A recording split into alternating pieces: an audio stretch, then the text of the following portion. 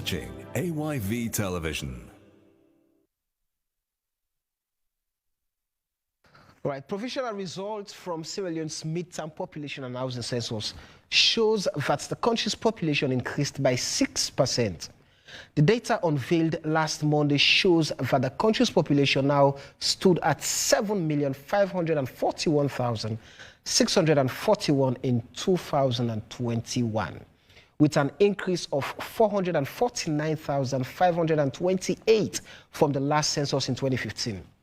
They show that the female population of Sierra Leone is still higher than its male counterparts, comprising 3,716,263 males and 3,825,378 females, representing a sex ratio of 0.97 in favor of females.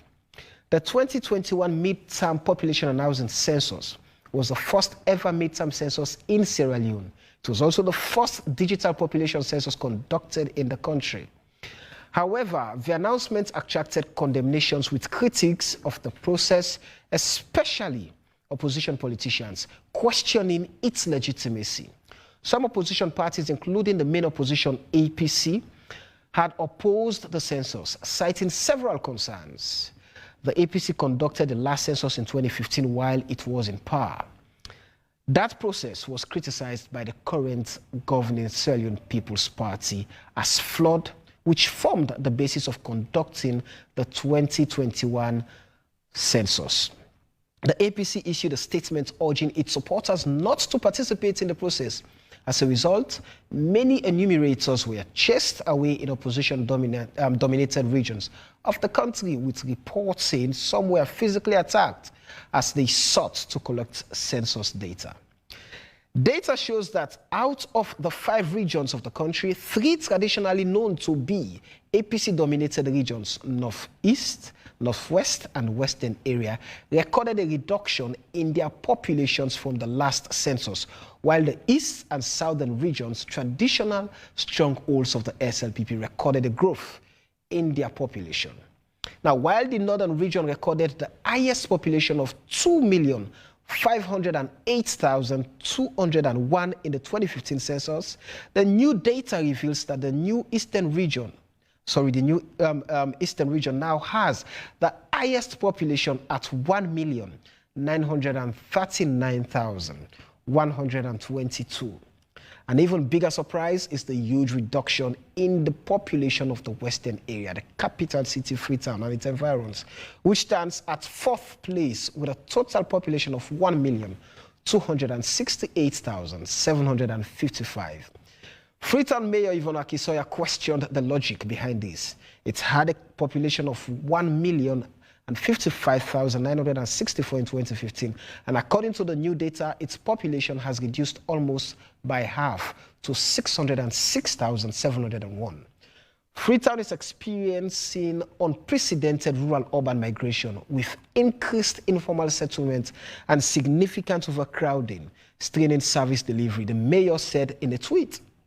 Freetown City Council property rates database has more than 107,000 houses, including slums. So for her, it is incredulous to claim that the city's population has almost halved, she added. So tonight, we would look at the concerns questioning the credibility of the data. My name is Samuel Wise Bangura, and this is AYV on Sunday.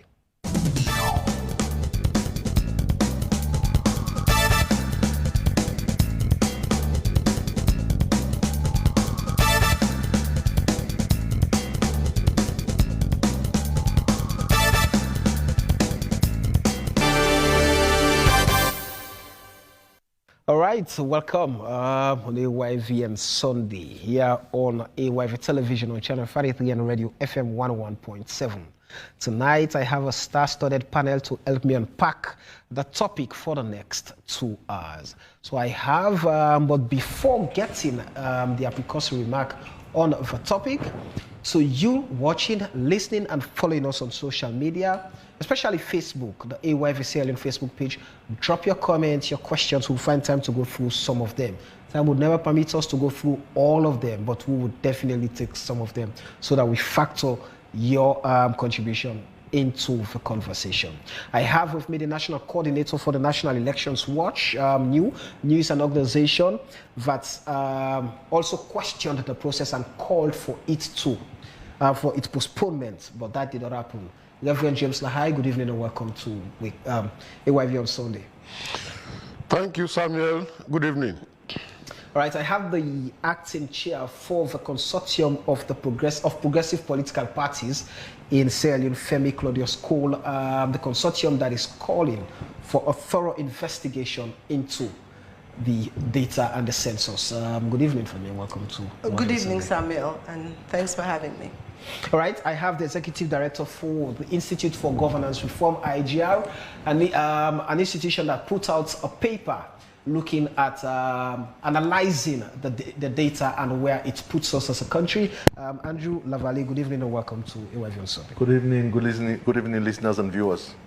All right, hopefully we shall be joined by the chairman for the National Council for Civic Education and Development, Kalilu Tutange, to just help us put into context where we are and where we are headed as a nation with the data.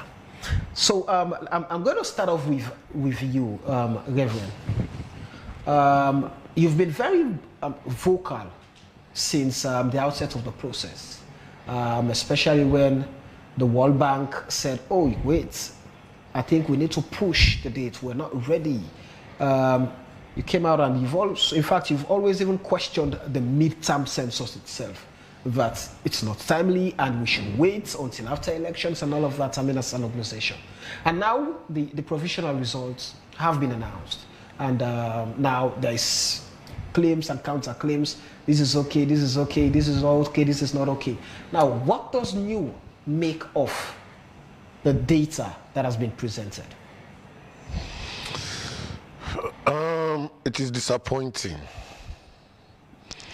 Disappointing in the sense that professionals who should be guiding governments with accurate information for governments to base their policies and plans on accurate data are deceiving this nation. You know, Samuel, it seems as if in this country, those things that should be our blessing actually are our curse. You take the diamonds. Because of the diamonds, thousands of Sierra Leoneans had to die. And we do not lack fine professionals. We have very fine professionals in this country. But we are disappointed that because of personal interests, they are also failing us and giving government information, data that makes government's planning faulty. I give that as a preamble. And I also want to draw attention to viewers that our interaction with censuses does not begin with this 2021 population and housing census. In 2015, our attention was drawn to the population census from a press release from IGR, and I'm happy Andrew is here, questioning the credibility of the process and saying that the recruitments that were made were faulty because they were political, they were recruiting political stooges. As National Election Watch, in 2005, we pledged ourselves to relate and interact with government and policy issues so that we add value to those processes rather than to undermine and destroy them. And so in 2015, when we saw that press release from IGR, we approached Statistics Sierra Leone and told them we are concerned. At that time, they had set all the structures. And so they said the only thing we could do now is to allow you have place on the technical committee. As new. As new. So 2 people were allowed on the technical committee of the census. The technical committee on a normal day is meant for the political players, correct? No, it's an all-inclusive thing. Okay. So that you have all shades of opinion. Because this is people-centered. And therefore, you should not leave out. Okay. And when we entered into the technical committee, we were able to influence for a revisit of those recruitments. The technical committee was divided into teams, and we went to all districts, investigated the recruitments, and also interrogated the work of those who did the mapping. Because the claim was they went and did not relate with the traditional leaders when they were doing those mappings. Everything was revisited. And we made sure that the process was guided. The disappointment with the 2015 census was that after the entire data collection, Statistics Sierra Leone did not bring the technical team together again to look at that raw data. Even when NEW requested for such a meeting of the technical committee. But when the results came out, we said, we cannot comment on this result because we were not able to observe the process fully. We were only at the technical committee level, and our coverage At the pre stage. exactly, our coverage was highly limited. And so, when the president proclaimed the midterm census for December, that caught our attention also. And so we came out with a press release highlighting concerns ranging from whether that was actually a priority, because this was at the height of the COVID pandemic. We also looked at whether this had been part of government's development framework. We looked at all, and it was not, because it was not in the New Direction Manifesto. It was not in the supplementary budget. It was not in the strategic plan of even Statistics Sierra Leone. And so we saw it just came. You don't have actually any basis you can refer to. So we came out with all of these things. But we did not stop there. We decided to go to Statistics Sierra Leone. And we had a very fruitful meeting with Statistics Sierra Leone. And at that meeting, we brought out 6 major concerns. Which are? Or which were then? One, whether it was actually a priority at the height of the COVID. 2, the issues of public awareness of the very exercise and participation, public awareness and participation. And then issues of the things you look for in terms of democracy and good governance, that is participation, citizens, media, inclusivity, trusts and perception. And then we also look at the implication it might have on the elections calendar. So you preempted We did that, not I mean, preempt. the data that would come out would definitely affect. We did not preempt. Okay. We were open-minded to look holistically about circumstances surrounding this particular event. Also made assumptions, Go ahead. projections. If you are to do this census, now you have said 4th December 2020 will be census night. And we assumed field data collection will take like a month. And so we gauged it 4th December to 4th January. And we looked at all the various steps involved in the census.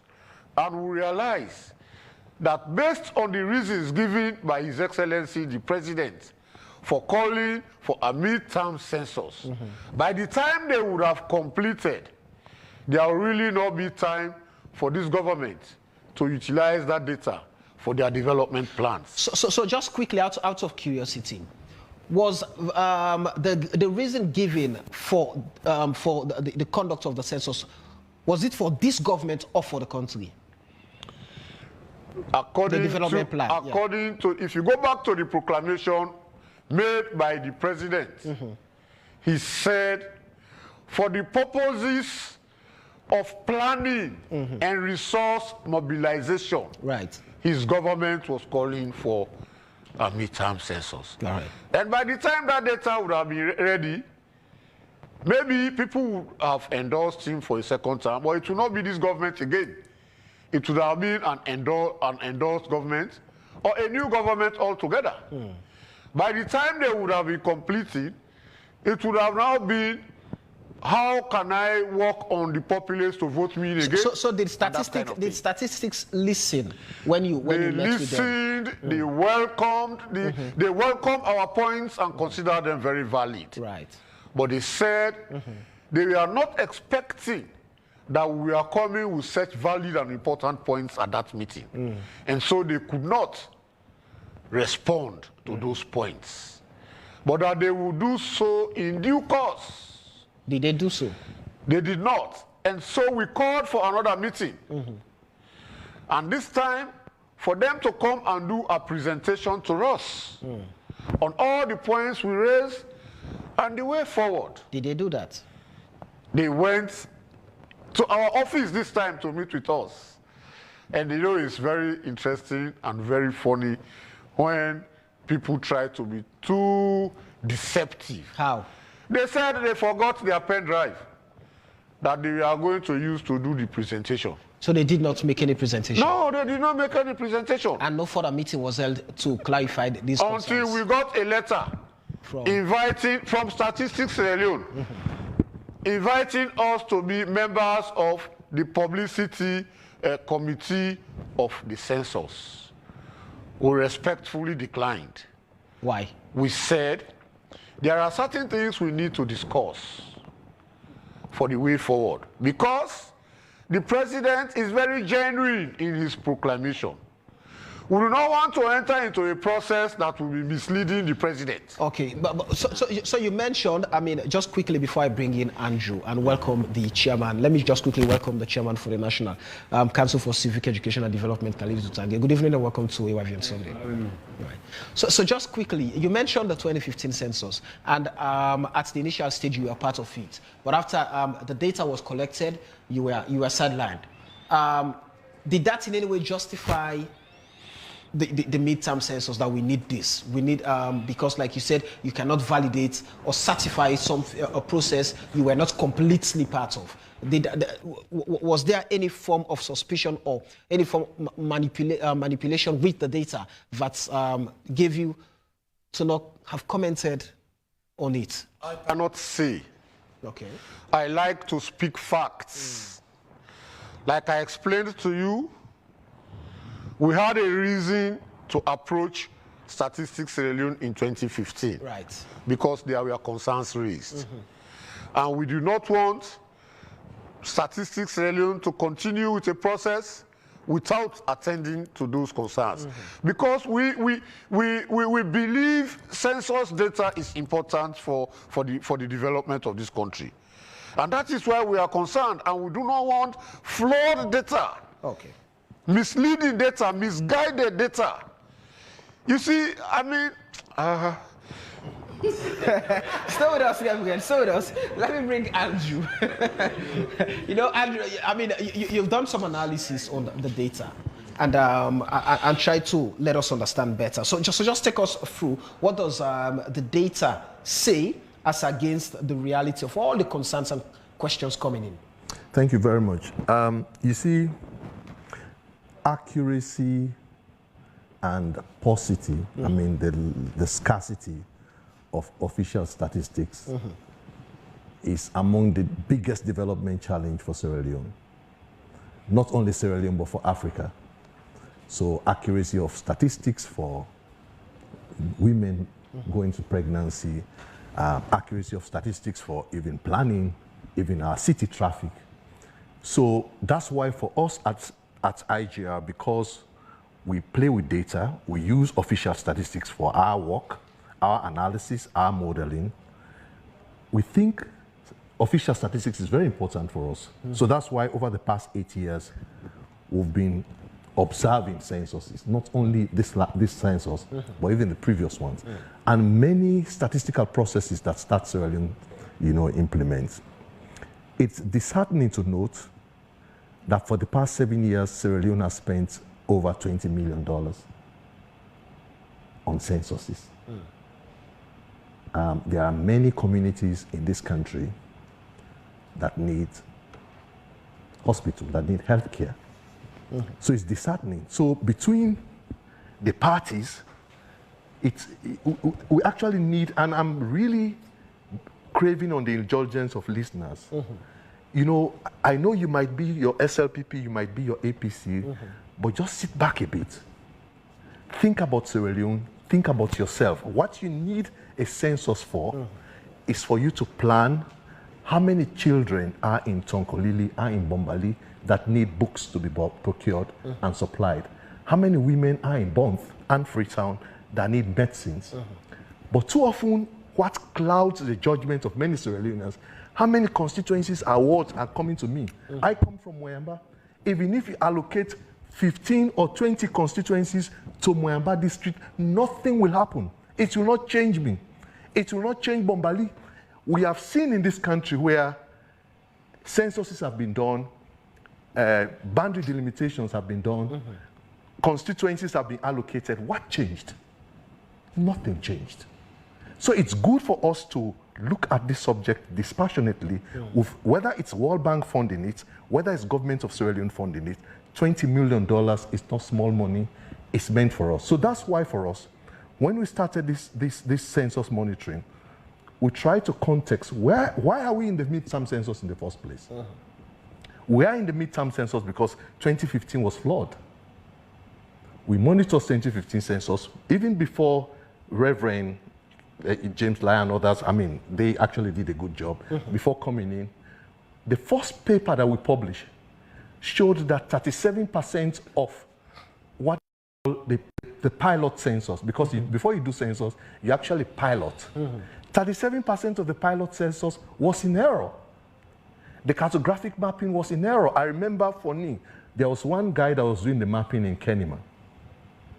He was told to undermap Kenema. In fact, the census officer that was in the northern region traveled to Kenema. Global Times reported for his account in 2014, 2015. And he was dismissed. So we took all of those and we published it, and we requested that we actually need to do it properly, because if we cannot count how many people are in Sierra Leone, how many houses are in Sierra Leone, how can we ever fix a bicycle? So to us, that was a concern. And we pushed it. We published a monitoring report 6 months after the first publication. President Nkrumah, 2 weeks after our publication, President Nkrumah luckily postponed the census. And he said it was because of Ebola. And we said, yes, it's even a good idea because we can plan it better. So 6 months after, we monitored the cartographic mapping. What did we do? For cartography, normally you have what they call like the GIS. You can have a Google map of Sierra Leone that shows just an aerial photograph of the houses. But in censuses, you have what they call ground truthing. Like a U building, you can see U building. But censuses, they call it population and household census. You have to go to U building and ask how many households are here. In Mende, they say Mawe. in Timini, they say tafus. How many households are here? So in Ubile, for example, you can say there are 10 households. So then you can count based on that, because it was paper-based at the time. If you count the number of households, say you have 1 million households, you can now print 1 million questionnaires, because every household will be entitled to a questionnaire to be published. So, but if the cartography is in problem and the household count is in problem, you cannot do a proper census. So that was our technical query with the problem. And guess what? After the census was completed, we actually queried the data. Too often there is this thing about taking numbers from the south, giving it to the east, taking numbers from the north. Yeah, you know, since independence, we have this unfortunate situation of two political parties actually fighting over numbers. So we found out, let's even forget about discrepancies between regions. Even within regions, we said, let's look at within regions. In Kenema district, Kenema has 16 chiefdoms. 7 out of the 16 chiefdoms grew negative in that census. 7 out of the 16 chiefdoms in Kenema grew negative. That means from 2004, the population in those chiefdoms was higher than the population in 2014. Even after communities have resettled after the war and there was production after the war. And then we went to say, let's go to Bo. Let's forget about robbing the south to the north. Let's go to the south. The census in 2015 said Moyamba grew more than Bo. Nobody will believe that. You cannot say Moyamba grew more than Bo. Bo grew more than Moyamba. So that was our query. And luckily, Start Sierra Leone justified us. Start Sierra Leone found out in 2020 that 59% of the enumeration areas, they don't have data for 59%. That's about 60%. That means 6 out of every 10 enumeration areas do not have after data. 5 years. No, yes, after 5 years. That means you cannot audit it. It means now, for this census, all of the geo points, that's why for me, I was really worried when I was seeing the acrimony around the census, because for me, it availed an opportunity for us to get it right. So for now, if Start Sierra Leone say they have geo points of localities, you can now query them. Let's go to that locality, this village. If you have 200 people on a database, how many people do we have there? Because you have geo points, it's verifiable, it's auditable. We deal with data every day. So that's why for us, this is important. We saw the acrimony around the census. And for us, to be honest, that's why it has been very difficult for us to comment on the midterm census. Because even before it started, even before its ovulation, not even its conception, there were concerns about it. And even though those concerns were legitimate, I was saying to myself, if we throw in something, you'll just be fueling concerns. And I take your point on inclusiveness. Inclusivity should be the way. And I believe opposition parties that were querying this census will have gone in more for inclusivity. Say, we want to see how this data is going, because that's what we need. We need a checklist of how do you get a credible census. We need an open data platform. Those were the demands that we needed. But because it's really a shame, it's disheartening that when it comes to conversations like this, it becomes political. We actually need a technical conversation on what do we need to as an accurate census. That was why we, just as an intro, that was why we did this. So let me bring you to the census. Now, so many concerns have come up. New is saying the census is a disappointment. The figures are not, they're just not too factual. You have copies saying, wait, I think we need some thorough investigation into all of these, because it's not okay. You have the mayor saying, no, I totally disagree. You can't tell me Kenema, Kono, Bo, they enjoy urban rural migration when we know the normal routine is rural urban migration, and we know how Freetown is becoming overpopulated. But hey, wait a minute, Freetown's population is down. So what are the findings? What did you look at? So thank you very much. So in our work, we decided to look at the census from 2 points of view. First and foremost, even though we had query with 2015, we said let us even assume 2015 was right.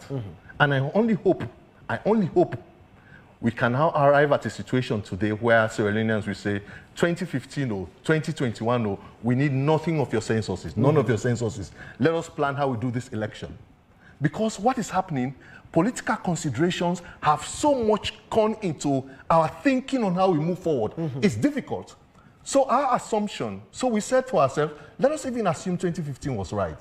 Let us not compare it to the provisional result. And mind you, it is provisional. Right. And because provisional is just district, the information we have right now is very scanty to assess the validity of the census. So we are struggling to find out, how do we assess the validity? So we found out of the 16 districts, 6 districts had similar figures with the 2015. Not similar figures in terms of the exact number, but in terms of percentage weighting. That means if the 2015 said 7,092,000 and 2020 said, 21 said 7,541,000, we now said Kailaun had 7% of that population. Kailaun still have 7% of the population. Cambia had 5% of that population then. Cambia still has 5%. Karine is the same, 4%. Karine is 4%. Kwenadugu is 3%. Kwenadugu is 3%. Port Loko was 7%. Port Loko is 7%. Tonkolili is 7%, was 7%, Tonkolili is 7%. So now we say this is the point of convergence between the two censuses. But there is a point of divergence between them. So how do you query the points of convergence? So normally what the UN Population Handbook prescribes 2 approaches to query a census. One is what they call post-enumeration survey, the PSC. But the PSC is so expensive, it's only Start SL that will do it.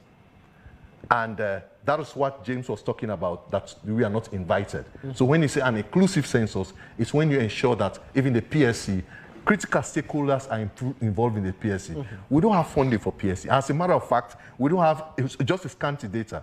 So what the UN handbook prescribes as a second measure is looking at demographics. So for demographics, we look at numbers of, so you can say, for example, let us look at antenatal clinic attendees, number of women that are going to clinic and going to hospital. So you take the first 2, the third, at least you need to go 3 times to clinic before you get a baby. So we look at data that is not manipulatable because there is no interest in APC and SLPP to look at antenatal clinic attendee and monitor it. We look at, say, for example, enrollment of children in schools or enrollment for children for NPSC results.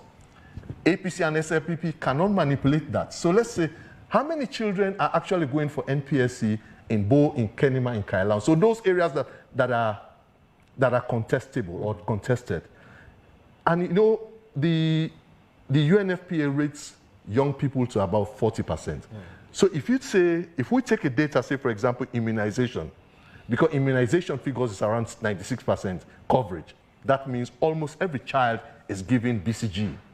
I mean, Madam Femi Closico, really, I mean, that's your own terrain. I have no idea. I have no intention to take you on the top. But BCG is one vaccine that is very universal. So we said, let us take the BCG figures that are being generated by UNICEF and the Ministry of Health that have no political leaning. So we said, let us query this district.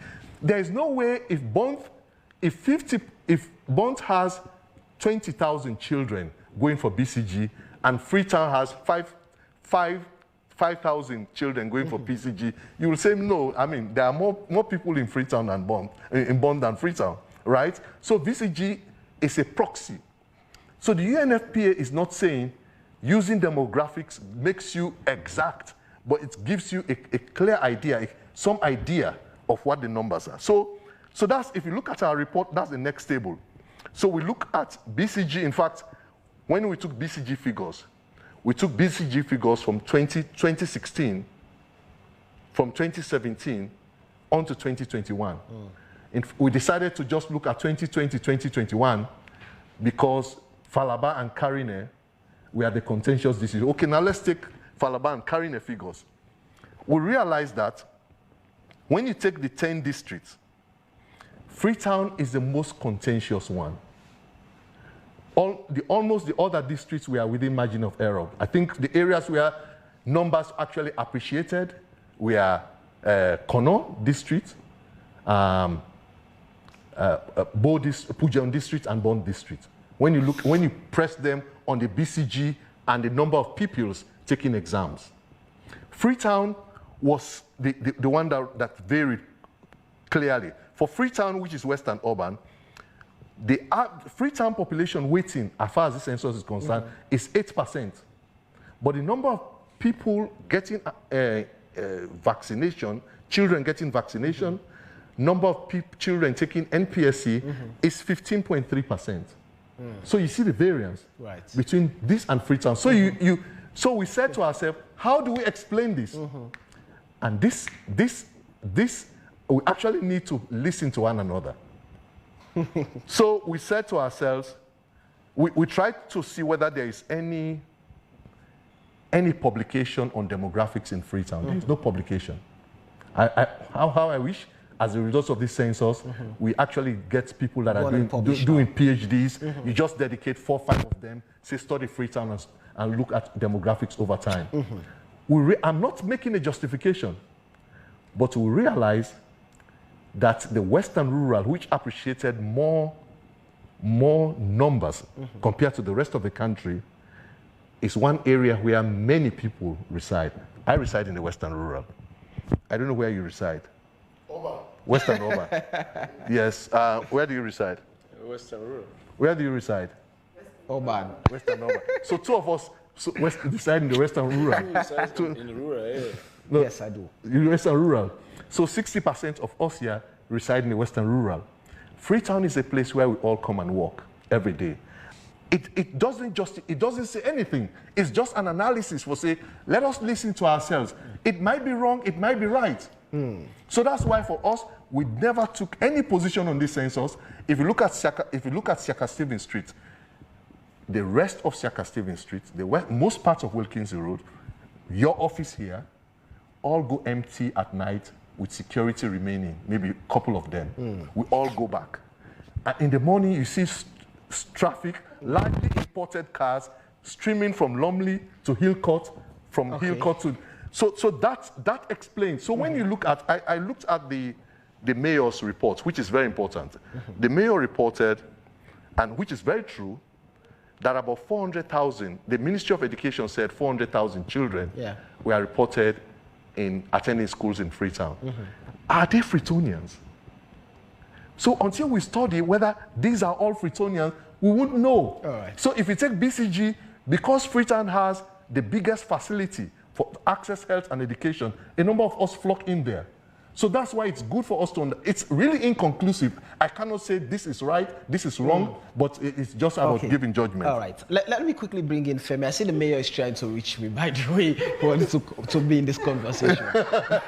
So let me just quickly first off bring in Femi in. I mean, you've always kicked against the entire process, thinking that it has always been flawed from the outset, from the get-go.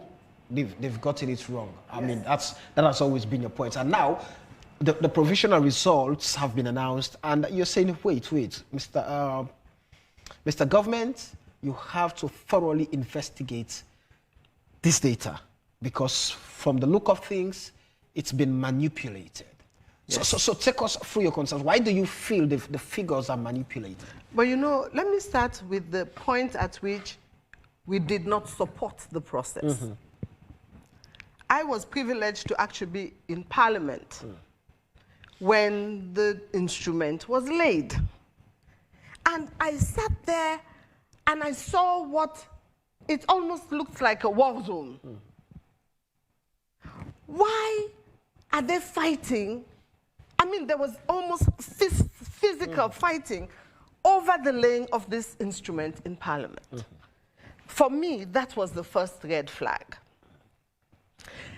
The whole thing was improperly laid from the get-go. Attention was called to the government that, look, I know it has pleased His Excellency, it has pleased His Excellency, but there are certain rules and regulations. There is that document called the Constitution. So in a hurry, this instrument was tried to be laid in Parliament, and it was not properly done. And that was where my alarm bells first rang to say, what is the motive behind this, where everybody cannot sit and do things the way it is supposed to be done? Instead, I could see a lot of bullying, pushing and shoving to get this instrument laid in Parliament, to have this declaration, and for this census to happen. Right there, I began to observe the process. To say, if you are doing this process for the benefit of the Sierra Leoneans, you need a buy-in. You need a total buy-in of everybody. If things haven't been properly done, look, let's go back to the drawing board. Let's do this properly. Get the buy-in of all those MPs who were almost coming to blows with each other and say, what is your issue? What is your issue? This census is not supposed to be for one political party. It's supposed to be for the people of Sierra Leone. We never saw that happen. We saw that it was a bully tactic to pass it. Right there, we are thinking, why? Why? Let's get this rush. Let's get this where the one kill person for census. We began to now get involved and observe the process. When they developed the technical committee, they said they included political parties in Parliament. I have no problem with that, as a representative on that technical committee. And then they said they added APA on the technical committee. The rest of us in the consortium were very cleverly excluded. Now, in the COP, and for them it was as a result of COP not being legally recognized. I don't know who has to legally recognize COP. I don't know who legally recognized APA. We're both loose organizations. APA is no more legal than the consortium. They're both loose organizations. And when they had this technical committee, now, APC as a representative was supposedly on the technical committee. Now, that meeting that we had at Start SL, the representative from APC then told them, Malam O was there, that there was no communication with him. He didn't even know when meetings were being held. And that was the meeting that eventually we walked out of. So there was very little buy-in into the process. It was not inclusive.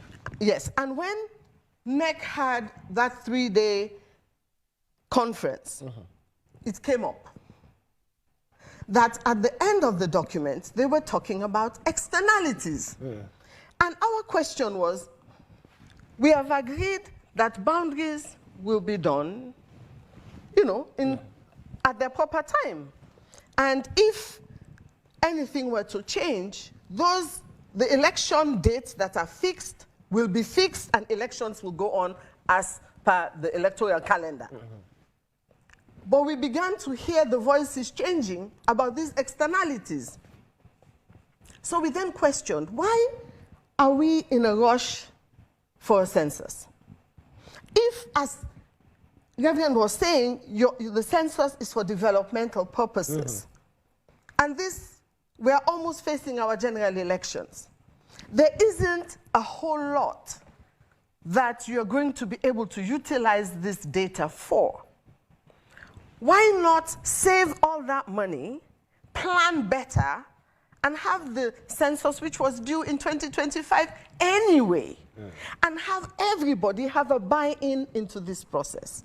It became very crystal clear to us that the census, this midterm census, had nothing to do with development. It had everything to do with gerrymandering. And that was why you saw, even after the World Bank raised a red flag, that even the pilot census had not been properly evaluated. That they advised that this census be deferred. Now, if you're doing it for the people of Sierra Leone, honestly, you'll defer it and have a buy-in so everybody can participate. So it doesn't look as if you're doing it purely so you can do boundaries delimitations.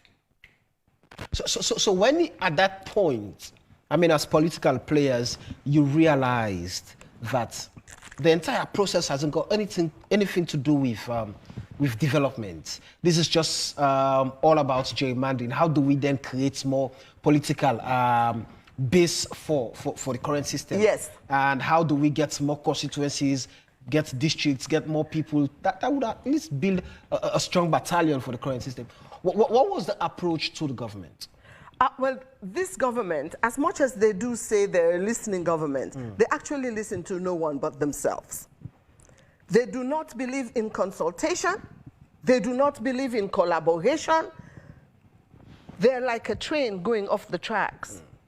They do not stop for a moment to think that this Sierra Leone doesn't belong to Paupa. It doesn't belong to one region. It belongs to all of us. And in that vein, inclusivity becomes the key. And look, when NACRA rolled out their plans, we were supportive of that process. I personally went with NACRA to different districts, encouraging people that registration was important, it was valuable to us as a country, but we didn't see that inclusivity at all. So you're now having a lack of trust. There was a huge thing with a lack of trust. And we decided that we were not going to participate. And Samuel, there's an analogy that I gave on another radio show. Let me give it real quickly. Say, for example, you have a show yesterday and people do not like you, they're not happy with you because of that show. And 6 of these people decide, that's where Samuel talk with the go bitter.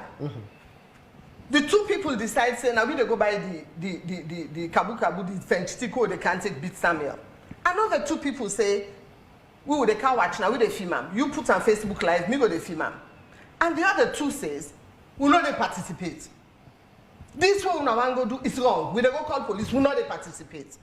That was the stance. And when they don't beat you down, they don't let you now in the hospital, who goes to jail? The 2 who beat you are culpable. The 2 who watch were equally culpable because they saw it was the wrong thing and they participated. Then she said they beat you.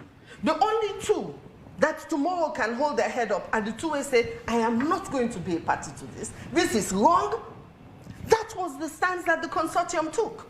That this census, not get for born, no good picking. Your motive is wrong, your process is flawed, you're technically unprepared, everything about this census smelled bad because it was bad. It was conceived out of a desire for power. Now, they talk about the inaccuracies of the 2015 census. Let us assume the 2015 census was inaccurate. Let us assume the type 1, the type 2, the type 3 EAs, they were all inaccurate. So, a responsible government, what do you do? Thinking now that we are in a, right now Sierra Leone is financially in the toilet. Now, toilet with it right now, with a debt of 74 trillion. What are we going to do? If our data is faulty, we haven't captured those type 3 EAs. We have a census due in 3 years. There are countries where made a research but census begin planning 6 years. For 6 years they begin planning for their census. So you say they should have waited. So wait. Plan for a 2025 census that will have the buy-in, that will be credible, that everything can be captured and things can be corrected. Instead, in the middle of COVID, you are there waiting for lent iPads in Kenya that cannot arrive, that you are telling us that we're all cleaned and the data was inputted in that volume. And then when they invited us to that meeting, we didn't even were invited. We heard it on radio. We even crashed the meeting. That was when census night was like 2 days away. That was the night they were doing exams for the enumerators. So again, it speaks to what the World Bank was saying. You were not technically prepared for the census. Oh. But still, because they had an ulterior motive, they were going to go ahead. And now they say, well, una be say una no continue to police case. Now that's what I say. So if the results wrong, put on a pipeline, you smoke them. If the results are wrong, it affects the nation. But what's in the situation that we are where we are in terms of wrong figures or incomplete population, should I say, because you, the political players, feel like you have command over certain people, over certain regions, so you tell them, don't go out, please, leave them. They are doing this for themselves, and they just want to keep power. Like the APC as a party issued a press statement. Did that not affect what we're having now? I mean, because I engaged the the communications director for statistics, and he clearly said, evidently, some of their enumerators went to places, they were chased, some were attacked, so they had to leave. So they did not capture many people. Okay, when it got to that stage, when you didn't have the support, the buy-in, is that not the point where you go to the drawing board and say, look, not a birthday party we they arrange, it's not a married party, this is a census for the country. Look, let's all come together, we need to work at this. If you feel excluded, let us hear what your reasons are. How are we all going to come together and get your support, just like you did with the NACRA rollout? Unakana ukanto, what's not the problem? Let us iron this out. You have that as one reason, Samuel. The second reason, today I had a meeting in my house. There were 6 people at that meeting, and all 6 of them live in different parts of Freetown. Not one saw an enumerator. Not one. So there was inadequate planning, inadequate technical capabilities, and even there were so many neighborhoods that they never even entered. Even if they say, then go na you host, you there, you know, they then count you. In the olden days, they would put some kind of a symbol on the outside of your house or on the outside of your fence to say that this house has been counted. I live on a main road. After they were done, supposedly with their mopping up, I go around my area, I ask people then come to then can I Where you counted? Nobody came to my house, my gate. I would not have agreed to be counted, but they're not even counted for that. They're not counted for that. Continue to stay with us. Let me bring in the chairman for the Civic Council. I mean, it's interesting. Government is saying we need to get the figures right. We need to get the data right if we are to plan better for the development of the nation. Now, the other vital component within the governance structure of the state, I mean, they are saying, by government, this is not for development. This is for you building your political base so that when we go into 2023, you have more constituencies, you have more districts that will be given to you. And to a point now, the figures are being questioned. The data is said to be inaccurate.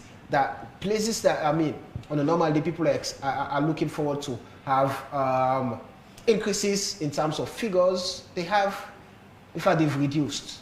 Other places, people now say, hey, wait. Hey, and SIPP now they get Kenema. Now they don't go add plenty people there. SIPP now they get bold, they don't go add plenty people there. ABC now they get free to bus. I see they don't reduce. These are all the conspiracy theories playing around. How do we fix this from your view? It's really unfortunate, even from the rhetoric from the lady here, tells you that it's really difficult because even from her own explanation, they have come out with a mindset that that's so they want to do. They want to add numbers. I mean, they want to rig this. They don't have a right to do this. I mean, on our part, the only reason why we thought it was important for us to get into this because we realized from the outset that all of the things, the culminating events, was going to lead us to something like this. We realized, and she would, and every well-minister can agree that the census process is not a political process. The census process ought to be a civic process. And now the political parties made up their mind that nothing would go good would come out of it. To an extent, they rallied and campaigned people, in our view, as a civic entity, to disobey the law of the land. Because first they said the president had no right to do this. And later on, the law people said, no, it's in the constitution that the president can ask for a midterm census or census at any point within the 5 years. That means the president was covered, at least by the constitution, to do that. So we went to some of the political players on all sides. So if you say this is illegal, why don't we go to the Supreme Court and let the Supreme Court have an interpretation? And later on they say, no, okay, he may have a right under law, but we think his motive, you have heard my sister here mention about motive. Now, how do you read somebody's motive in what they plan to do? They have explained, I remember he said they are going to do this census so that they can correct anomalies from the last census. They said they were going to use that to prepare for the next census. And when all of this came up, what we actually did was to invite Census Sierra Leone. We called several civil societies, including New. He was there. Several others were there, and I think you were also there. And we got Sierra Leone to actually explain to us what was their rationale for this census. And he told us, like Mr. Nabali said, 59% of the country in their own report, they could not account for numbers in those 59% of the country. They showed it to us. We were all there. And so if that was the case, they said they could not provide accurate data for the country, the government, and the development partner. And it's unfortunate to hear the Reverend say that government do not have time. And you asked him a really important question. No, come. You asked a very important question. Was this census for government of Sierra Leone or for any specific Madabio government, if there's something like that that is in office for the next couple months or year or so? Are we not assuming that a census of a country is for development of that country, regardless of who is president or which party is in power? So with all of this mindset around the census, it created the angst. They really heated the fights that Madam Ko referred to. Was very unfortunate, was very shameful. People were fighting over the maize so as to ensure that the instrument would not be laid properly. And so there was so much political calculation going into all of this. And she said, okay, if some people decide that we don't want the census, the government should put it on hold, and some people wanted that. But what about the other people who said the census was appropriate? How do you know all of that? And like we said, Nabali said one important thing. We on our part, we asked Census Sierra Leone, when you have these numbers, the only way we can, as an institution, stand by these numbers, if you come to us, let us have our people who are here now, you were there when we told them, let them go out there, let them take random sample of those EAs that he said they didn't have number, but if he said they now have number, people should be able to verify truthfully that those numbers that you give to us are the real numbers. So as for us, we are looking at those finer details. They said localities didn't have numbers at that time, although the EAs had numbers. Now let them come with those locality numbers. And everybody who was part of our group will encourage them, we will support them to go out there to validate those figures, to find out whether they are actually true or they are just numbers that were cooked up. Unfortunately, some segments of the population, led on by the political players, are making this look like some despicable act that has been conducted by Census Sierra Leone without us giving ourselves a chance to have a rethink, to look at the numbers, to actually see whether what they said they wanted to correct has been corrected and how they went about correcting it. As it is now, the conversation around this is only looking at the political elements of it, and which is quite a travesty, which does not help our nation going forward. So let me ask this question. I mean, like Femi mentioned, the issue of some of them, they were not ready to be part of this because it's for them the time was wrong. The fact that government was just, according to them, government was just looking at how they could just politically empower themselves for 2023. They were not going to be part of it. So they did not partake. Some of them did not volunteer themselves to be counted. And for some, like Femi, for example, if they had shown up, she would have asked them. Unfortunately, they did not even show up. They didn't show up. Well, that's why. So because you mentioned that, I mean, the process itself, I mean, is part of the civic context. So would government not have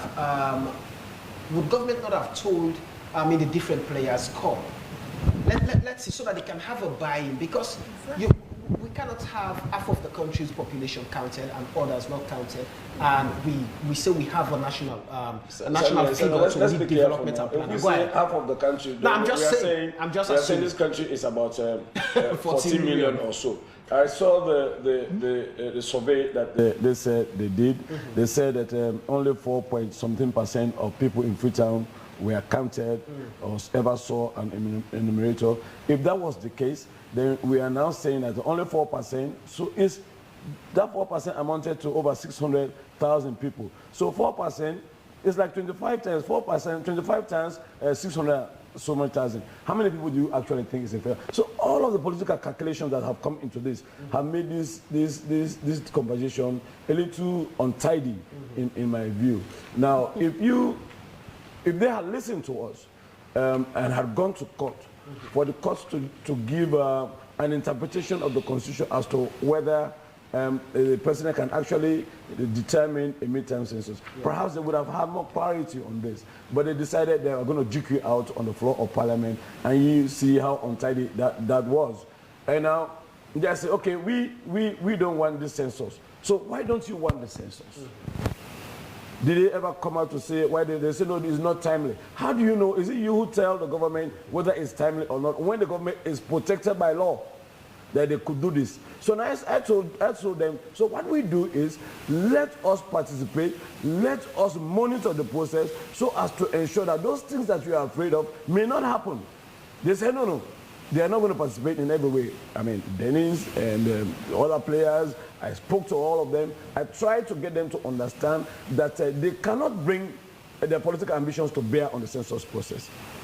I told them census is a citizens' process. So if the government says they want a number for development, let us give them the benefit of the doubt. What we should ensure is that it is done properly. They said they're having none of it, and they did everything. I asked Census the other day, during the course of the census, they gave us a list of communities that had difficulties across this country.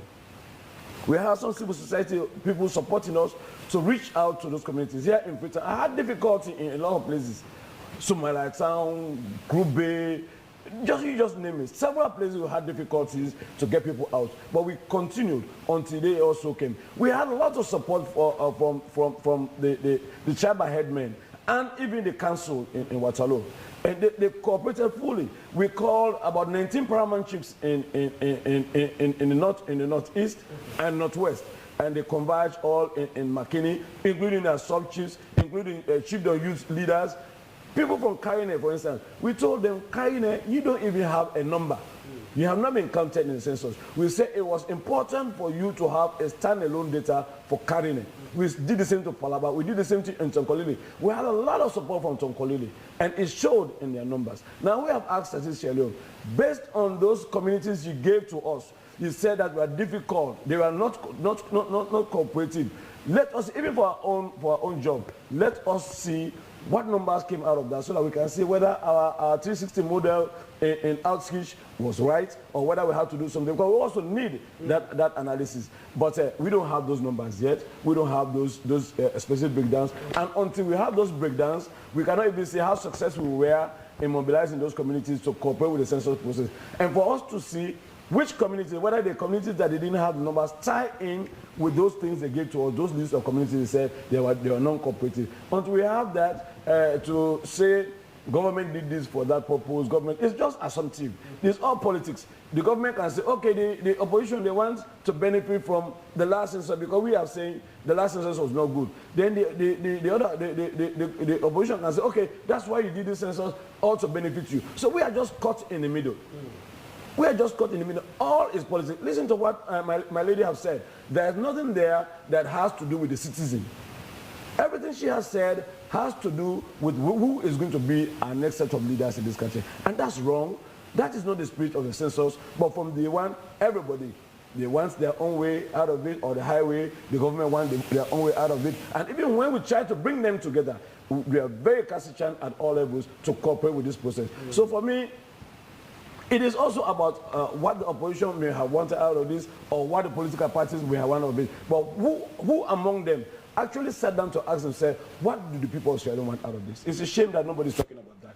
All right, you know, it's interesting, and I just want us to just, relax a bit. I have hundreds of messages on Facebook already to take, but let's just relax.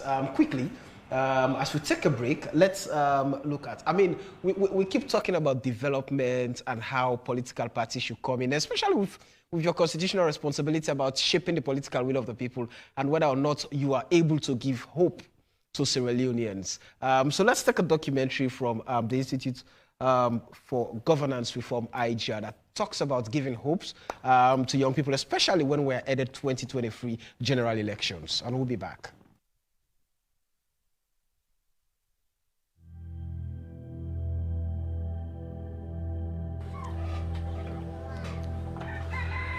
Every election creates an opportunity to make a decision on our path to progress. But we don't take it because of this harmful belief that until and unless your brother or your sister from the same region or the same ethnic background becomes president or parliamentarian, life will never be comfortable for you. We've made politics like winning a lottery. Once in power, it's easier to get fleets of cars and houses for yourself, but difficult to make public housing, and transport work perfectly for ordinary people. Because politics has always been a shortcut to wealth, politicians don't care if they promote hate and division just to gain your votes. They know deep in their bones that if elections are focused on discussing how to make Sierra Leoneans better off, you will begin to ask questions about your welfare instead of supporting political parties like Headless Chicken. So think about it. All you get from hating a Sierra Leonean from another region are handouts from politicians, which is making you lazy, helpless, and perpetually dependent on politicians. To understand how politics is affecting you and your community, we have developed this list of 150 topmost positions, heads of ministries, departments, and agencies appointed by President Bio in the last 4 years. We have also traced the origins of chiefdoms and communities of officials who occupied the same 150 positions under successive presidents, from Kuroma to Kaba down to Milton Magai in the last 60 years of independence. In general, 57% of people in these chiefdoms live below the poverty line. There are some chiefdoms that have received over 50 appointments in the last 60 years. Apart from the electricity you see in the homes of those appointed and elected to public offices, which separates them from the darkness suffered by the rest of mankind, much has not changed. Moyamba, Tonkolili, and Bont districts that sit on top of billions of dollars of rutile and iron ore have 70% of their residents living in poverty for decades, yet they don't care about using their votes to change their living conditions. Masiaka, a town named after late President Siaka Stevens, have not received electricity for 60 years, yet they happily dance as they vote in every election. Just know this: your politics is neither providing personal finances and health care for Mendes and Timnis, nor providing electricity for Connors, Creoles, and Limbas, yet we keep fighting.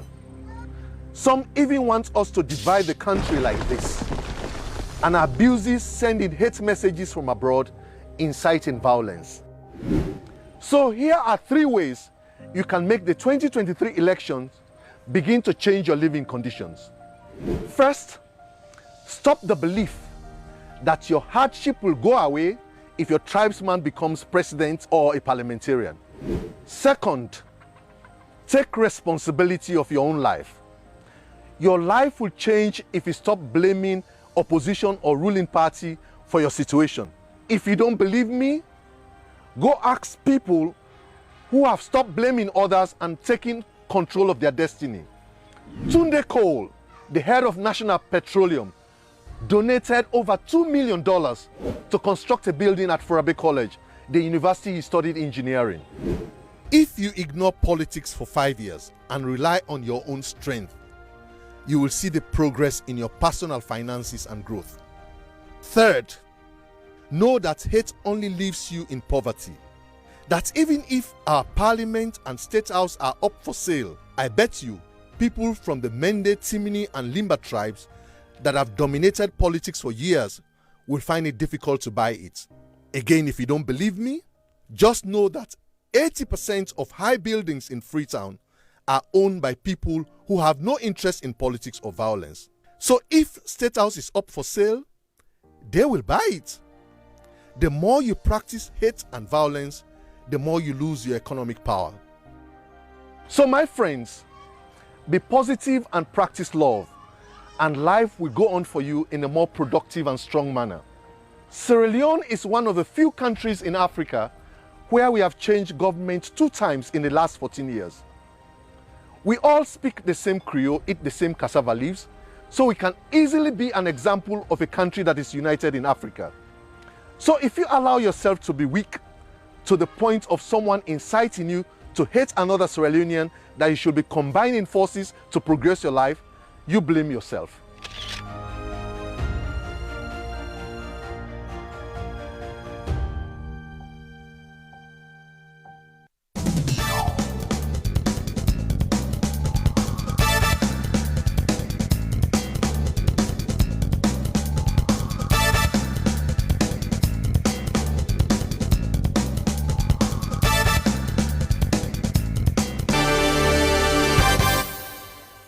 All right, welcome back. That was a documentary put together by IGR talking about national cohesion and giving hopes to young people and how we should take our destinies into our own hands as young people, that we should forget about the color, the green and red.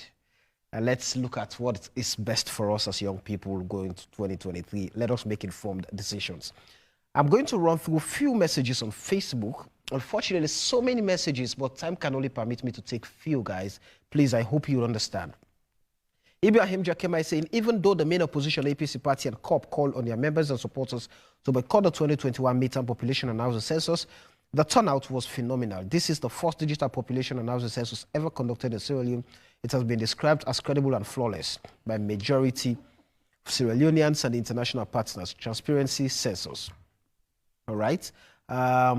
Lamin Denke is saying, if a process is wrong at the beginning, the result will be messy. The politicking in state institutions has damaged our nation. Yoki Musa is saying, the midterm census result is now out. Let us look at it and develop the country and forget about manipulating the midterm census data results.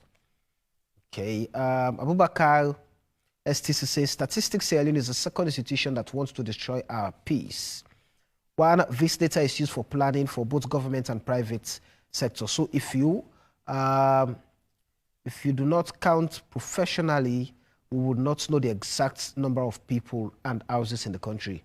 Even me, I was not counted, even though I was ready. Statistics knew that the next census would be the next 10 years. So if politicians want to intervene, the entire I'm struggling to do this, but I think that's what I can actually take out of it.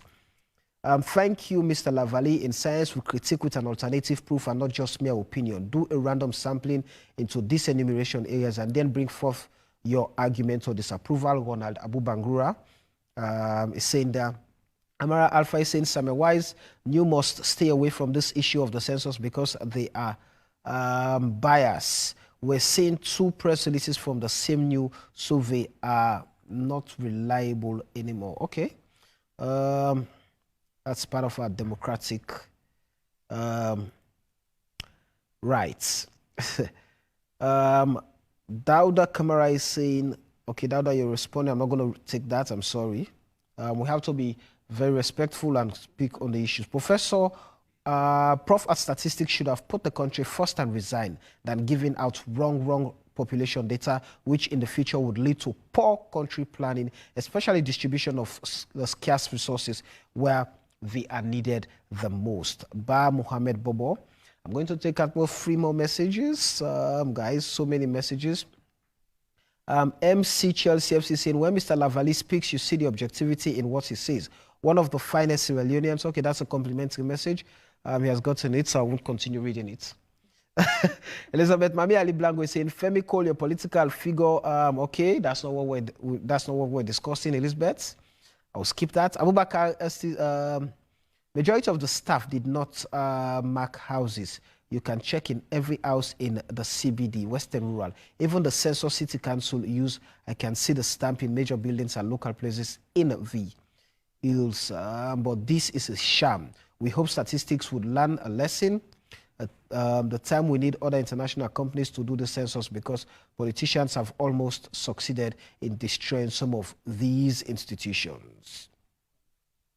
Alhaji A.B. Jallo is saying, you cannot expect a credible census conducted by someone who has been accused of holding.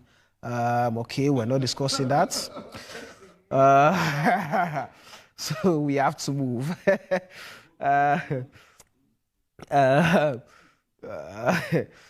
So many, the messages are, okay, COP is just about coming to power.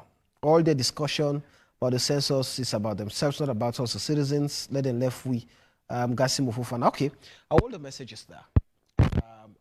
Let's now look at, Reverend, I mean, as we try to create a path that can lead to a better way for all to come and have a successful dialogue and see where we stand in terms of using the data or not. You know, when the provisional results were announced, we saw the ECSL, Electoral Commission Sierra Leone, I mean, requesting for the data. That they want to see if at all the data would influence them to do the limitations. And we also saw another press release from the APC, saying, hey, this is faulty. Another press release from VSLPP supporting ECSL. That, hey, whether about the limitation or not, we need them. So, in finding a very comfortable place that situates all of us favorably, how then do we proceed from here? What should be the focus? In our press release, we profiled a recommendation. Which is? That government should create the platform whereby citizens would come and engage and together map the way forward. Because as it is, I enjoyed Andrew very much when he was using figures to cleverly justify the results of the census, whilst at the same time making that he's actually not justifying it. Even giving figures for Karine and Falaba, who were not in existence at that time of 2015 census. In 2015 census, you know, yeah. You see, just like you know the figures and you play with it, that is how I know elections and issues around elections. But what does that have to do with the census? Are you the new? Let us allow you to laugh. Go ahead. Are you the new moderator? Go ahead, Reverend. It's a conversation. So, no, I thought you are the new. No, we're moderator. having a civil conversation. Okay, Go ahead. Yeah, okay. You see, for us, we believe if we get the census right, it can help. But from the onset, we thought we are starting on a bad footing. And we guided and we advised. But we are not listened to. And now we have some sections of the society say this is wrong, some are saying this is right. And this is not the kind of society Andrew is preaching to us about in his documentary. That documentary is speaking to unity. And we have the opportunity to be united as a On country. issues of governance, is it possible to have 100%? No, it's not. Okay. But then you must have a situation whereby it's not 100%, but it's not a total divide. Yes. And we said, government, put aside this result for now. Engage. Bring all stakeholders together. Let us look at this issue and plan a way forward for this country. Because the mistake that has happened about this census, like everybody has agreed here, is it's been so politics focused. It's been so politics focused that even the information that is being given out to the public is not consistent. The chairman explained that a meeting, they organized a meeting where we were and statistics did a presentation. A very brilliant presentation, bringing out those type 3 localities that did not have the data. And by the map, it was spread right across the country. But then the information that was being given to the public is the 2015 census was flawed. The 2015 census was flawed. Was that not a flaw? And please, sir, at least this is not your commission. This is. Yes, Go ahead. Thank you very much. Go ahead. Yes. And this 2015 census was done by Statistics Sierra Leone. It was validated by the same Statistics Sierra Leone when civil society cried that this is not correct. And it was hailed as the best ever census in this country, like this one is now being hailed. And like how others will be hailed. How soon are you... Serving the interests, not of the country. Of who? Of politicians. How soon? So what has worsened the situation, let me tell you this, is the fact that Andrew, in his analysis, has said the result is still scanty. And NEC has called for this data for the purposes of boundary delimitation. That has even worsened the situation and increased the suspicion that this was the whole purpose to delineate for the census. Okay. Because we have engaged EC, SL, before even the results came out, and asked, looking at the present circumstances, do you think boundary delimitation can be possible in this electoral cycle? And they made a presentation to the political parties liaison committee meeting, where I represent the civil society. And in that presentation, the difficulties, the steps involved, what should be and what should not be, all pointed out to the fact that doing boundary delimitation in this electoral cycle will be very, very difficult. Can I just quickly ask you, Reverend, in a minute, what if in a situation, now the figures that statistics would provide goes through Parliament, Parliament says, okay, B and C, and it becomes pass a statutory instrument that we need, to delineate or delimitate boundary, whether it's here in Freetown, it's in Cariner, Bo, or Kenema, we have to do that. Does the Electoral Commission have any power to say no? Or just abide? The Electoral Commission is expected to be independent And the constitution of this country provides for that independence.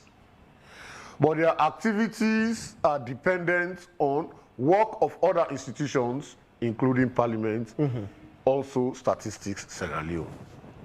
And they follow the laws if Parliament... So they are supposed to follow the law. Okay. Okay. Of course, if Parliament stops any activity, it stops. Right. That is why... And if Parliament gives but go ahead? we know the authority is with the people. Okay. The parliamentarians are doing whatever they're doing in the name of representing the people. Because I was going to say they are there for us. Exactly. When the last parliament, wanted to stop the voter registration that was ongoing, they saw what they got, because we have preempted it and had gone around all the districts to sensitize the public. Okay. And we are now very much sure that there was no district that was prepared for an extension of term of office or anything. So you see, I do enjoy people when they talk about new being biased. And I tell them, thank you. You are telling us that we are doing our work. And we will continue to be steadfast. How soon are you proposing or looking forward to that dialogue you're recommending? It has to be almost immediately. Okay. Because by the electoral calendar, we will be having the voter registration starting in September to end in October. And the boundary delimitation should have to be concluded before you do voter registration, because people have to be registered in their locality before the voting. All right. That is why I would want to appeal to this government to break the vicious circle of making sure you do things that just fit what you desire or your agenda, and then actually look at this country to see how we can ensure we solidify our peace, we ensure that, our processes are actually in the best interest of the people of this country. Femi, I know you had wanted to come in before I took that break after the submission from the chairman for... I did, and let us remember that it was not just COP that was raising the alarm. The World Bank, a primary funder of this process, advised this government, advised Statistics Sierra Leone that they were not prepared. And now, if you're listening to the conversation around the water cooler, we are hearing so many things coming out now. But before we go there, let us take a look at some of the numbers that are out there in the public domain. The number of registered students. Let us leave those that were vaccinated or not vaccinated. Let us look at the numbers presented to the World Bank, where the number of Freetown Urban is 413,000 school-going kids. And the number of those who registered to vote was 606,000 people. We have not counted those who are too young to go to school. We haven't counted those who are old enough to go to school but are not in school. So what, just quickly, so what Andrew mentioned, so for example, those of us who reside in the Western Rural, we have our brothers, we have our sisters who go to school in Freetown. Yeah, in Freetown. So they could be part of those. So yeah, go ahead. There's a couple of things. What about registered voters? And then you have those, we are talking about the registered voters. These 606 are registered voters. Right. Not in the urban areas. Which means they reside. They reside here. And there are those children who are not in school. And there are those who did not register to vote, because not everybody who lives in the urban area was captured who registered to vote. So just looking at that naked skeleton, you can see a discrepancy. You don't need to dice it, you don't need to slice it, you can see it. And some people are saying, well, if you say let them not come to now, una for say back let them not register. No. We are saying let everybody that is eligible register. Right. And if they're going to utilize these numbers, let them wait. Let us have the registration in September. And we will see the discrepancy very clearly. But I tell you, Samuel, take your camera crew and go to different neighborhoods. And our statistics that he was quoting was a sampling done of 1,000-some people. And out of that sampling, there were 86% that did not see an enumerator. And anytime I go anywhere now, they ask people, they cancel you, and all you keep hearing is they didn't see an enumerator. So there are many people who wanted to vote. You know, who wanted to be registered. I saw Nasu Fofana sharing that she was not counted. She wasn't counted. She called the number, the 1-800, the hotline, yeah, and they promised to send an enumerator to her house, and they never did. And we're now hearing stories of numbers being cooked up in certain areas where they sat in a room and they were saying the numbers. Then first they said the numbers were too high. They got, when they first did their first cooking, when they first put we all in pots and boiled, they came up with 14,000.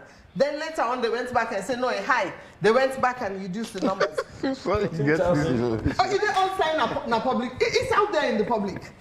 It's out there. And because they don't engage and because they don't communicate with people, you have a distrust of the system. And you're talking about peace and rule. What they have done now is a recipe for further division. And look, the destiny of our young people, yes, it is in their hands, but the government has a role to play. When you see parliamentarians requesting increments of this magnitude, and they are justifying it, and we see teachers crying, striking, we see the unemployed roaming about the streets, we see crime. My cousin was killed in her own house. Forgot if she didn't even have much, but she was killed for it. So we see crime going up. We see unemployment going up. We see our debt going up, and then we see this.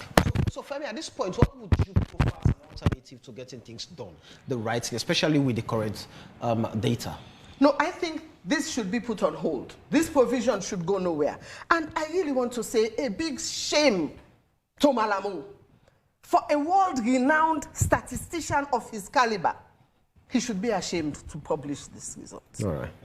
Yes, please.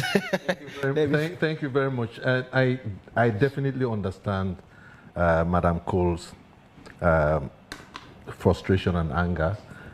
She seems very passionate about moving Sierra Leone forward.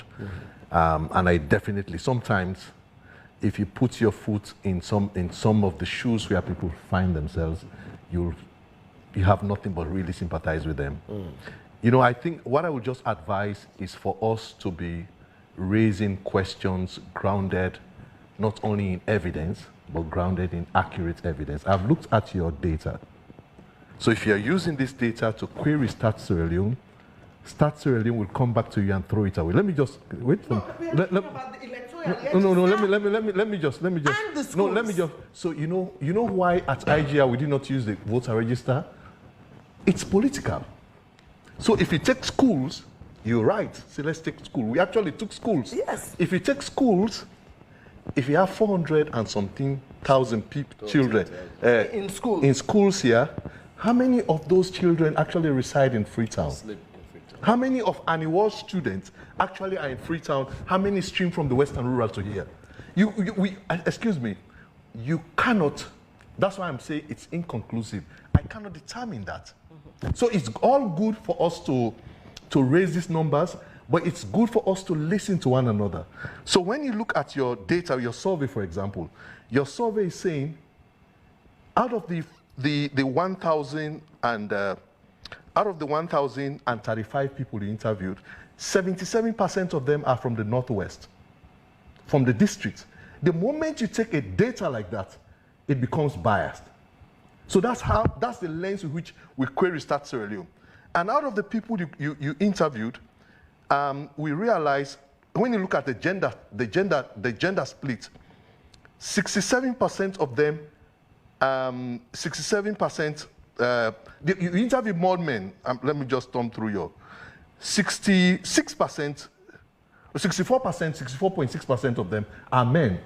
You know, when my researchers come from the field and they give me data, there are certain figures. The moment you say 40% of the people I spoke to are Mendes, I would say it's wrong because you don't have 40% of Mendes.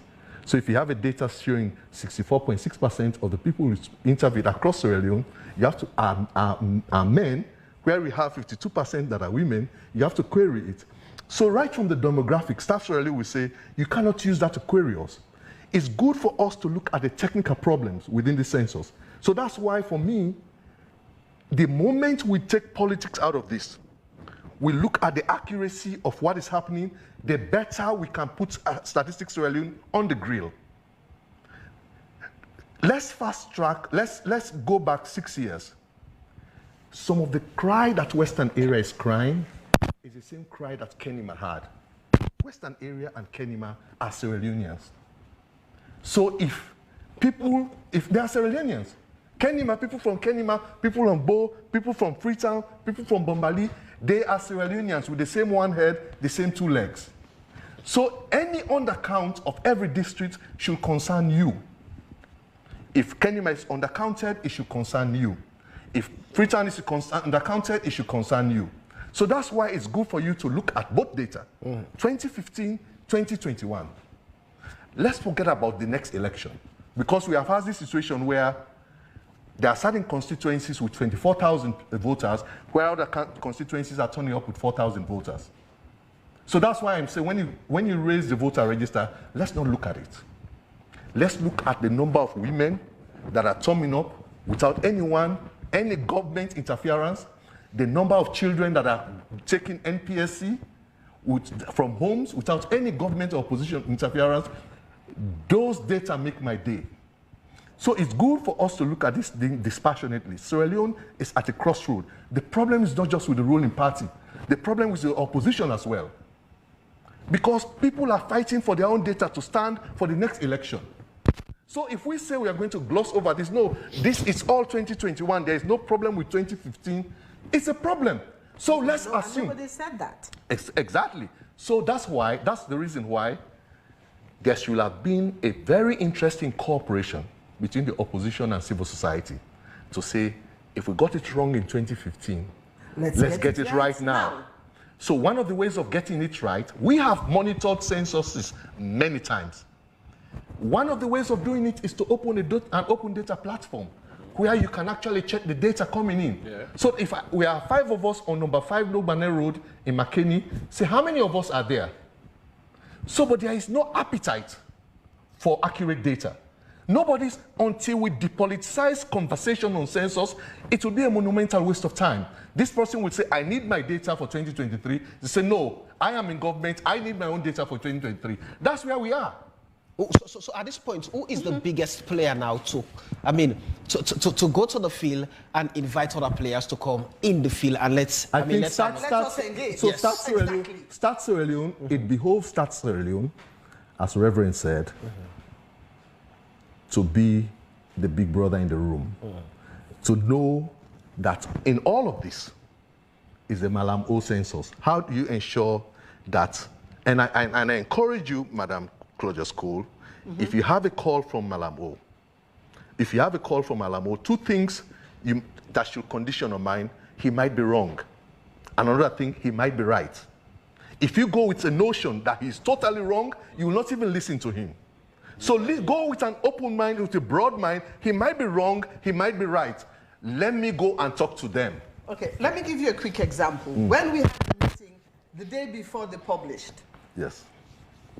Again, we were not invited. We crashed that meeting.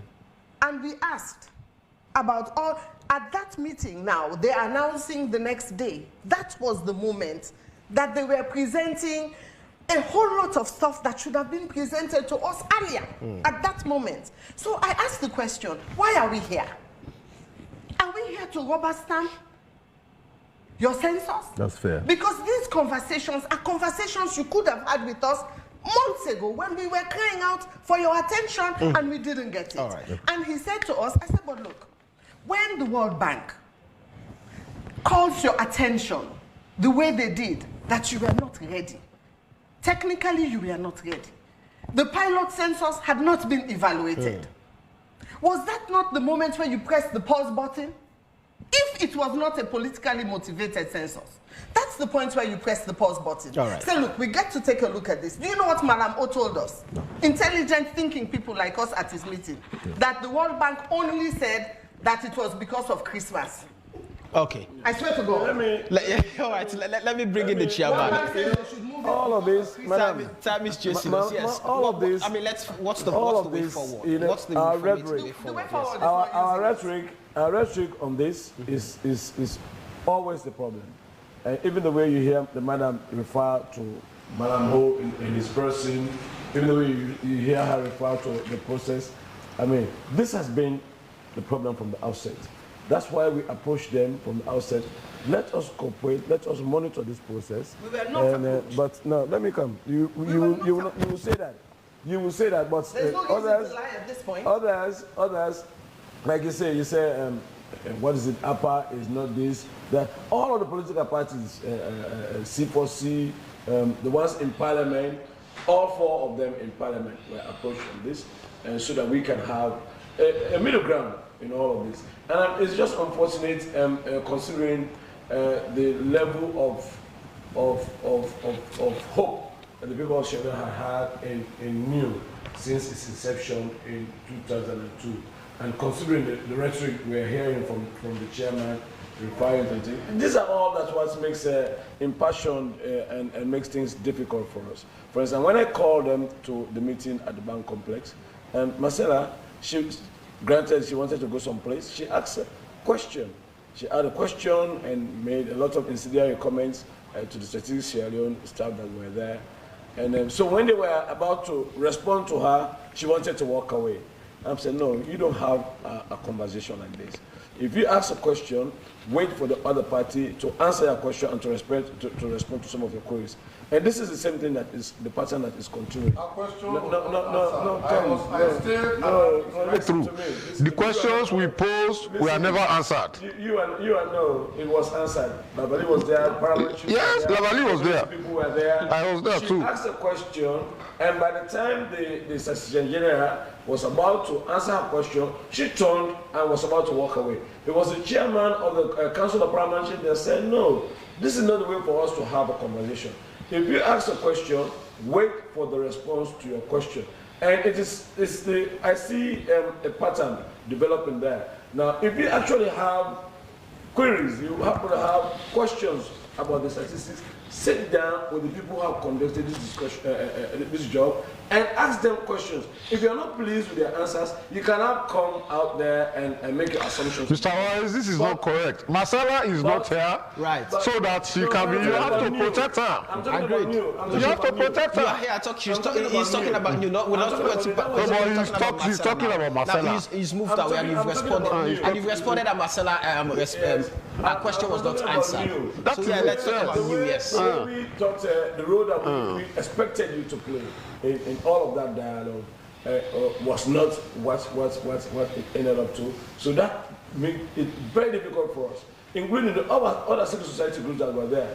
If we actually want to find, you are looking about a way out. The way forward, yes, please. Now, NEW is saying they want a meeting, but they want government to set this aside. Mm-hmm. Yes. So you cannot go, that's what the opposition is saying. Right. If you approach government in that manner, so the government will say, so if you want me to set this aside, they want a dialogue.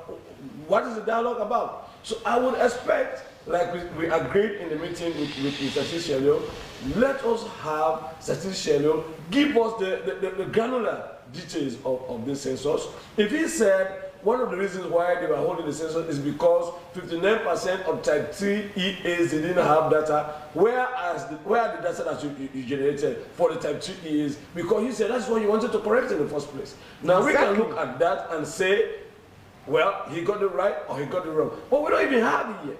And you went ahead and said, no, let them set everything aside, without knowing whether the people actually corrected what they had set out to correct. So I'm saying, let us be patient with one another. We may have our own assumptions about why the census was held in the first place, but until we have scientific data, empirical data, to prove or disprove what we have in front of us, I don't want us to rely on our gumptions to make assumptions about these things and throw insidious language into this so that we can make our situation difficult. Because in all of this, what I have and let me say, it's not about the people of Sierra Leone. It's about whether the opposition will win the next election or whether the ruling party will stay. But we are all caught up in the middle, being really pressed hard between the hard place and the wall. So in a minute, we do not have time. Let me just. I mean, I'll give each of you a minute. NEC is in a hurry Yes, to get. I'll give each of you a minute. Why is But let me it start off. hurry? Let me start off with the chairman. Don't answer that question. Mr. Chairman, Exactly. I mean, I'll give all of you a minute each. Let me ask this question in a minute. Government wants to, I mean, is looking forward, the party, the ruling party, let me just say government. The ruling party is looking forward to having these, to having the data and see what's possible with boundaries limitation. The opposition is afraid that that will cost them more time in the bench. What's the way forward? I mean, Well, the first thing we should ask ourselves, what does the law say about this? Is NEC, because I thought it was a very stupid thing for the SNPP party to write a letter to NEC to tell them what they should do. Definitely. It was very stupid.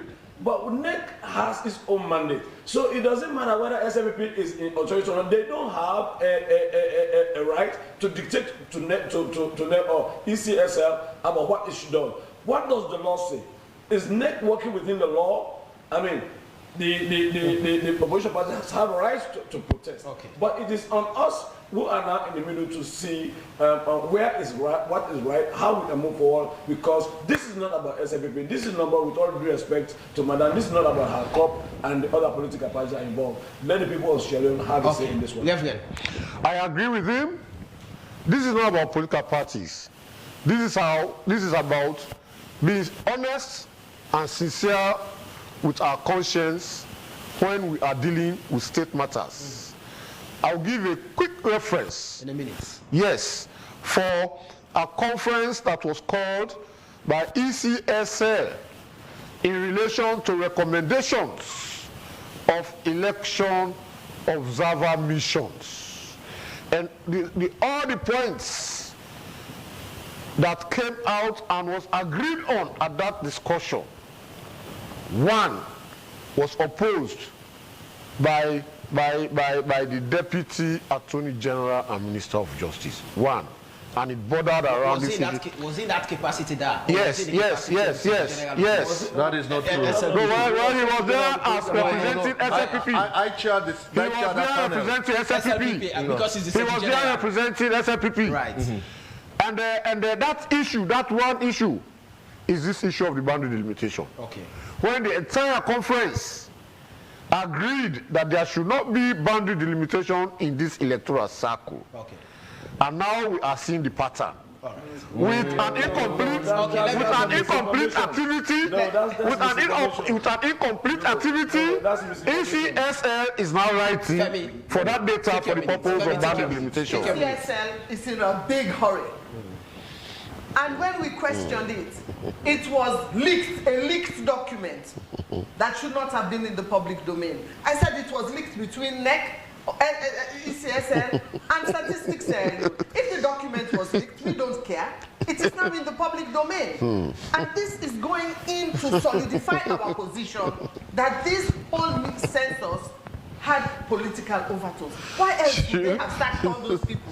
Why else? I mean, the evidence is glaring. Between the two of them, the letter came to the public. My last statement would be to the people of Sierra Leone. Let us register September. Exactly. Let us register in our numbers so that we can actually have the evidence that this midterm census was flawed and it was fraudulently hatched and fraudulently executed. Thank you very much. Thank you very much. Let me just correct one thing. I actually sat on the panel. I chaired the panel on boundary delimitation. This issue did not come. In fact, I challenged even the issue of putting it in the report in the first place. Yeah. It was one of the seven key points. Excuse me. I chaired the panel of SLPP, APC, and other political parties. What we discussed, what was the room, what was the variance we discussed the 25% variance. That was discussed in detail as to whether there was a vote on whether they should utilize, that was a non-issue. So when I saw it in the report, I said, whose panel was that? Because it was not discussed. So now, let me. Andrew, we even voted on the issue. Let me We even voted on the issue. Let me finish. I was there. Let me finish. Let me finish. Let me finish. Let us be honest. No, let me finish. Let us be honest. Honorable Femi, I have. It's my turn, my lot to run up my 1 minute. Please don't squander it. It's because the time is scarce now. So a few seconds. Please. We had a hung parliament throughout these 5 years. It made development difficult. I agree. You know why? Because the last election result, we had a close, almost a tie between parliament, president, but this was what the parliamentary data was showing. For our data, we actually calculated the number of MP votes for APC. It was 957,000. The number of MP votes for SLPP, it was 957,000, 55,000. 12,000 was the difference, which was almost plus minus 2 seats, but it ended up with 10 seats. So you know what? Censuses are a tool that political parties will escape accountability. The government, then the government. So now you are speaking. Now the government. Now you are speaking. Now the government. Now listen. The government now. We should not condone it.